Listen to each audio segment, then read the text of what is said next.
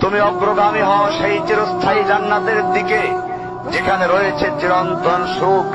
যা মন চাইবে তাই পাবে, যা আদেশ করবে তাই দেওয়া হবে। জেনে রেখো, দুনিয়ার চাওয়া পাওয়ার পূর্ণতার স্থান নয়, দুনিয়ার চাওয়া পাওয়ার পূর্ণতার স্থান নয়, দুনিয়ার চাওয়া পাওয়ার পূর্ণতার স্থান নয়। জান্নাতি হচ্ছে এমন জায়গা যা তোমার সব আকাঙ্ক্ষাকে পূর্ণ করে দেওয়া হবে।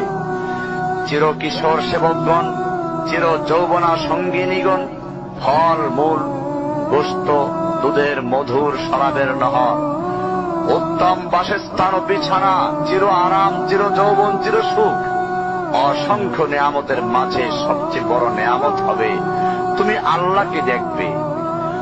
শুধু তোমাকে এটা বলাই যথেষ্ট মনে করছি, সবচেয়ে কম মর্যাদার যে জান্নাত লাভ করবে তা হবে দুনিয়ার 10টির সমান।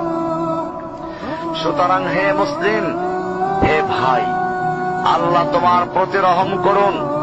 এই বার্তা তোমার কাছে পৌঁছার পর আশা করি তুমি তা তোমার পরিবর্তন এবং সংশোধনে যথেষ্ট হবে।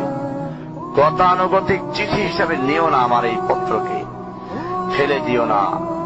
এটা ফেলে দেওয়ার নয়, আল্লাহর জন্য বলছি, এর দ্বারা নিজেদেরকে সংশোধনের চেষ্টা করো।